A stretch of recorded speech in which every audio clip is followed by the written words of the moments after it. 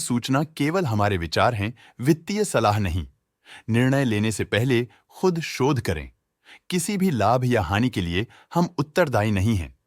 आज हम देख रहे हैं Hathway cable and Datacom limited के 2025-26 Q1 की standalone financial performance. Starting with the sales, पिछले क्वार्टर से सेल्स में -1.5% का डिक्रीज हुआ है, मगर कंपनी ने पिछले साल के मुकाबले मार्जिनल सेल्स डिक्लाइन रिपोर्ट किया, around -2.5%। Expenses 1% quarter on quarter increase हो गए हैं, जो साल भर के -0.5% के डिक्लाइन के साथ अलाइन करता है। क्वार्टरली सेल्स के कंपैरिजन में एक्सपेंसेस इंक्रीज होना दिखाता है कंपनी ने एक्सपेंसेस मैनेज करने के लिए स्ट्रगल किया।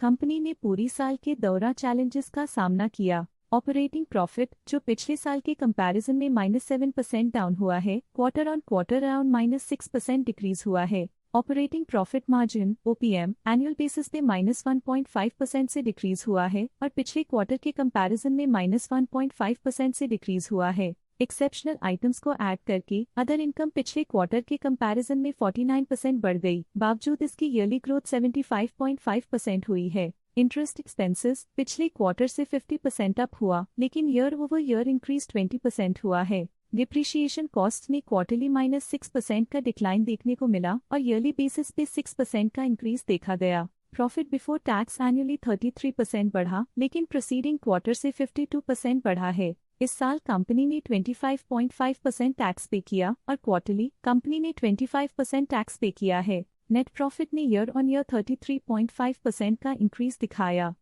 लेकिन लास्ट क्वार्टर से 45% का इंक्रीज हुआ है। इस क्वार्टर में कंपनी का परफॉर्मेंस काफी अच्छा रहा। वहीं अगर एनुअल एनालिसिस की बात करें तो इस साल कंपनी का परफॉर्मेंस काफी अच्छा था। अर्निंग्स पर शेयर EPS में साल भर में 0% का इंक्रीज देखा गया, लेकिन क्वार्टरली में 50% की बढ़ोतरी भी नजर आई। इस क्वार्टर में कंपनी का EPS काफी अच्छा रहा।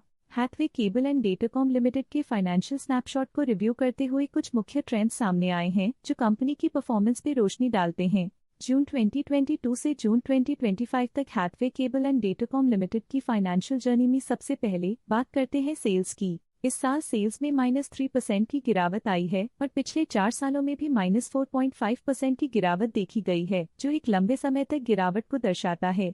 3 साल पहले के बढ़ती हुई सेल्स के बाद पिछले 2 सालों से सेल्स गिर रही है, जो ग्रोथ मोमेंटम बनाए रखने में चुनौतियां दिखाता है। अब बात करते हैं एक्सपेंसेस की। इस साल एक्सपेंसेस -1.5% घाट गए हैं और पिछले 4 सालों में -6% की कमी आई है। इस साल हालांकि एक्सपेंसेस सेल्स से थोड़ा ज्यादा बढ़े हैं, मगर ग्रोथ रेट्स का करीब होना स्टेडी ऑपरेशनल कॉस्ट को दर्शाता है।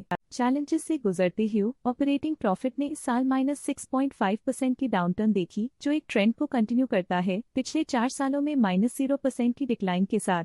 इस साल ऑपरेटिंग प्रॉफिट में कमी आई है, लेकिन पिछले 2 साल की वृद्धि रेजिलियंस को दर्शाता है, जो एक अस्थायी मार्केट को संकेत करता है। नेट प्रॉफिट का सफर ऊपर की ओर चल पड़ा है। इस साल 2.5% की चढ़ाई के साथ पिछले 4 सालों में 70% की शानदार वृद्धि हुई है। पिछले 3 साल से नेट प्रॉफिट लगातार बढ़ रहा है, जो फाइनेंशियल हेल्थ को मजबूती देते हुए इन्वेस्टर्स का ध्यान आकर्षित करता है। इस साल EPS में -15% की कमी के बावजूद लंबी अवधि में देखा जाए तो 43% की मजबूत वृद्धि हुई है। इस साल EPS में कमी आने के बावजूद पिछले सालों की ग्रोथ कंपनी की मजबूत ओवरऑल परफॉर्मेंस को अंडरलाइन करती है। चलिए अब बात करते हैं शेयर होल्डिंग पैटर्न की। शेयर होल्डिंग रिपोर्ट्स कुछ इस प्रकार की हैं जो कि तक चलता है।